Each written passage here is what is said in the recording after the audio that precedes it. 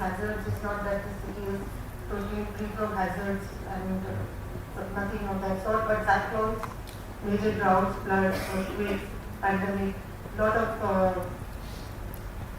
hazards, some of them have got converted into disasters have taken place. However, as can be seen from this draft development plan of 2021, we have the walled city area right in the center, this yellow part of it, and the rest of it, the urban planning has taken place. There are, as in case of other cities, the villages, they form an integral part of the city, and those villages, the land use plan, etc. is not planned for because they are already developed to a certain extent, and even walled city till now, till the 2021 development plan, it has never really had a specific mention by the town planning tool, which is the development plan, and so it has been left out. Although the city's development has taken place, you can see over here it has started right from the old city. This is the glimpse of the walled city. You can see that there is a lot of commercialization that is taken place in the city. The cultural heritage as well as the commercialization and the various building typologies go hand in hand. It's a very busy area. It's not only the cultural center, but it is also the commercial center of the city.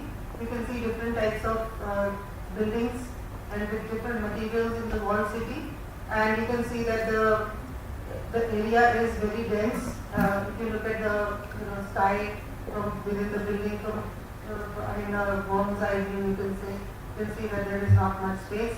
So that's, and the buildings are deteriorating.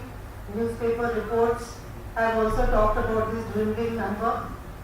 The city had in 2001 12,502 structures which were of this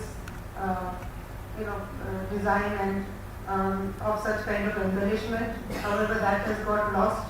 These traditional buildings, the deterioration has taken place. So in 2001, 12,000 odd buildings were mapped out in the entire area, covering 5.5 square kilometers. Whereas in 2017, before the dossier was prepared, the number has not even been, we could not even find 3,000. So the urban fabric looks like this. It's difficult to map from Google Earth.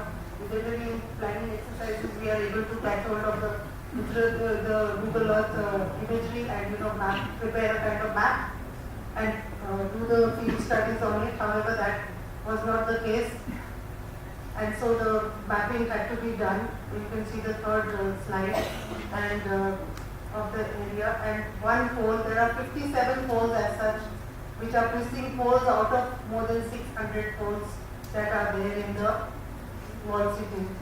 You find that a pole is basically a group of buildings which has got a very fixed entry, and usually the exit is not there, just a fixed entry and exit point.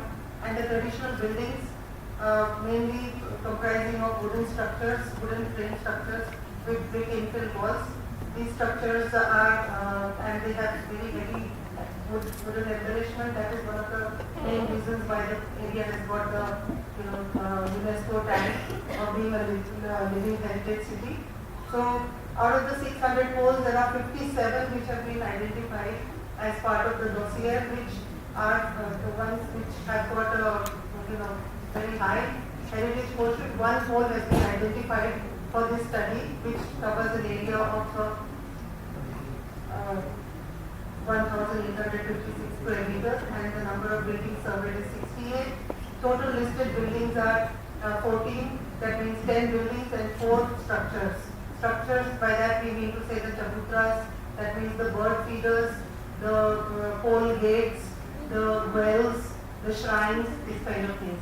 So rapid visual screening has been done for this one precinct pole, and as such rapid visual, but they are not available for this kind of structure.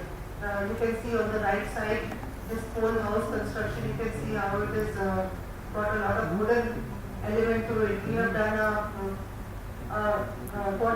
surveying of 10 pole houses, and we found that the amount of wood that is there in these pole houses is close to the range of more than 50% in some cases, but nothing less than 30%. So wood is a very important element. It is combustible. It is it has a wood is a grade 1. It can create a grade 1 fire. So that is one risk which is there, which is combined with commercialization. But for the rapid visual survey, these are the parameters that were studied. That's number of stories, building use, building type, condition, structural regularity, whether it is there in the building or not, pounding, then the water tank, how it is placed. Now, Ahmedabad is lying in zone 3, and when the earthquake of 2001 took place, there were 100 buildings which have collapsed, and those buildings were all of 10-story and up to 4-story. But none of the traditional buildings have been recorded as they have collapsed.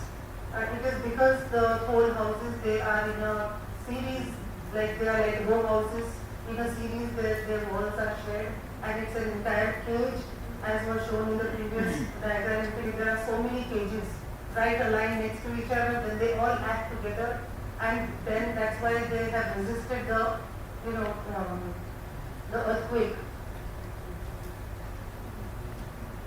None of these formats, whether it is SEMA P154 or by Professor Arya, or I have done one study in Dehradun for the Kurkura area, then Jain et al. Then NDMA has come out with a primer in 2020. There they have discussed about Bhaji Diwari, which is somewhat like you can see that there is a kind of cage, and they have adobe bricks to it. But for this kind of building, the format does not exist.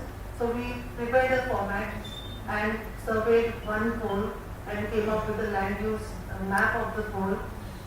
And you can see that the buildings, the traditional buildings, wooden frame buildings, and the modern construction, they are just beside each other. And that is where one issue comes up, and that is a pounding, the result of which is the thing that I want to basically tell in this paper rather than the other parameters. In the pole, they are either G+1, G+2 or G+3, that's it. And G